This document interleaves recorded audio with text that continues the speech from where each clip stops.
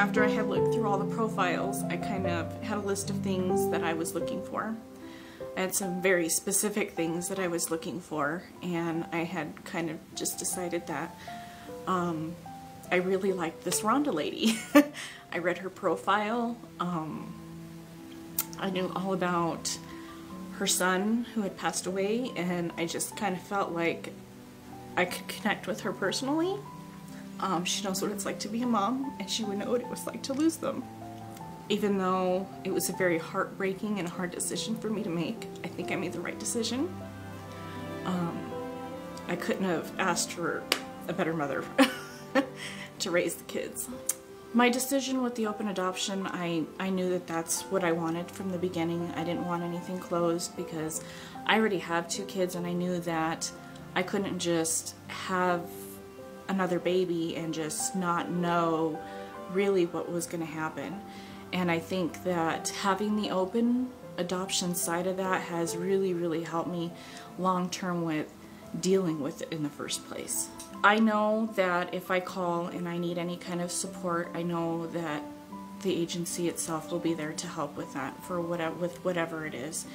I've never felt that I didn't have that. As a matter of fact, the day that I left the hospital, I made sure that the agency was there when I left, because I wanted them to be there when I left.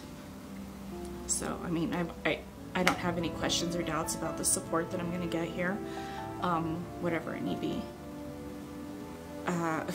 Couple weeks ago, we drove down to the baptism.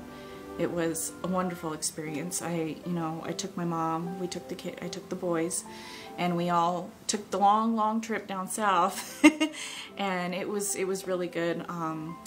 We got to meet more of Rhonda's family, and everybody in the family was just very welcoming, very nice, very polite. Everybody introduced themselves. We got to kind of talk and meet everybody else that was there, and everybody got to meet me and the kids and my mom. It was really great.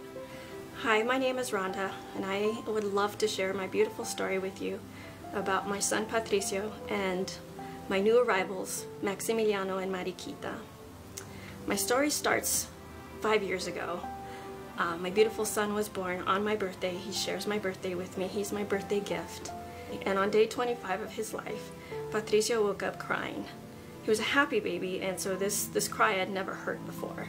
So we packed up, went to Children's Hospital, and had him checked out by the doctors. They did the 5 tests that they normally do on babies, because babies can't tell you what's wrong.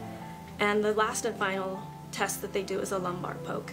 And they came back to tell me and my now ex-husband that Patricio had contracted meningitis, and that we were flying Fly for Life to the Children's Hospital in Aurora. The doctor meets with us and tells us what type of meningitis he has, and that the type of antibiotics that he's on is exactly what he needs, and the treatment will be given in 14 days. As long as my son does not have a seizure, he's going to be perfectly fine. 6 days later, my son passes away from meningitis, and I leave that hospital without my child. My son Patricio comes to visit us in the form of a yellow butterfly. And it didn't always happen for me, because I know that he's following me and he's right here watching over Mama at all times. But he would visit my father on Father's Day. He would visit my sister and brothers. It was interesting. They'd call me anytime they'd see a yellow butterfly surrounding them. They'd call me and let me know, Patricio visited me today.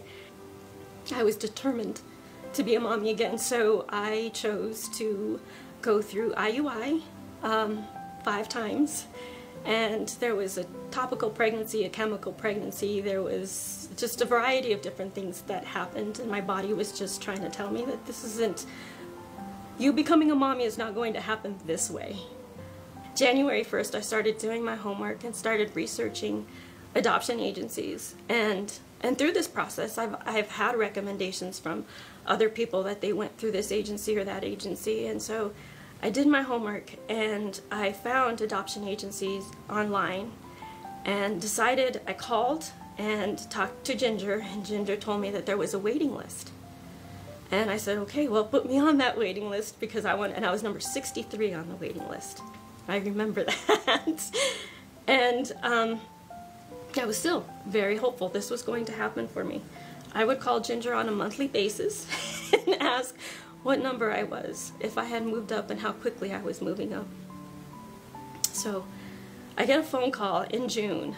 This was January that I started the process. And I get a phone call in June from Ginger telling me that I am no longer on the waiting list, that I am on the active list.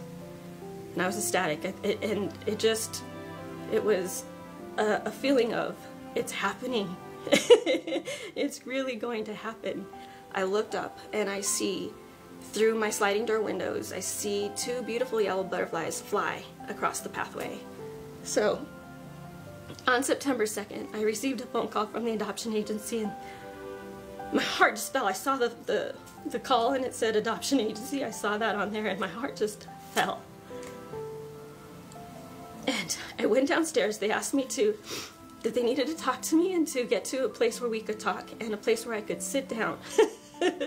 So I left my cubicle area, went downstairs, found a private place, and they told me that I was chosen. That a birth mom who was carrying twins, a boy and a girl, had chosen me to be the adoptive parent. On September 5th, I got another phone call from Cindy. It says, Rhonda, we need to talk. Angelina had a doctor's appointment today, and they suspect that Mariquita, the baby girl, has Down syndrome. And we know that this is a lot to take in, and we know that you're going to go visit your parents for your birthday, and you have the support that you need to discuss this and take some time to think it over. And I kept telling them that there wasn't anything to think over, that my heart still said yes. I get a phone call at 5 o'clock from Angelina that it is time. Rhonda, can you make it to the hospital? And I was leaving. I'd already left work and I was on my way home, and I said absolutely, and turned the car around, called a really good friend of mine, said, here are my house keys, please take care of my dog. I'm on the way to the hospital. The twins are coming. The twins are coming. The adoption agency showed up like an hour or so later. They were in contact with me and Angelina during the whole time, just to make sure that we were all doing okay. And they arrive and they go visit Angelina first, see how she's doing, and then they come in and visit the babies and myself, and it was great to have their support, because they helped make my beautiful family. So it was really good to have them there. And you're so involved in the process and so excited about what's happening that there's a lot of other things that are happening that you need to focus on, and they took care of that for me. They told me to stay here, look at your children, we'll take care of this for you. And because there's a lot of technical things that go on with adoption, so they made sure that all of that was handled and I didn't have to worry about any of that stuff. And I just stayed there and watched. I don't think I slept at all, but I was up at the hospital bright and early.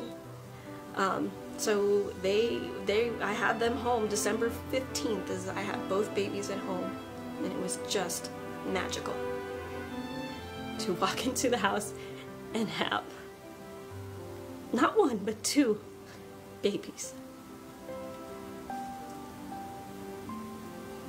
To see these 2 miracles, Maximiliano and Mariquita, my new family.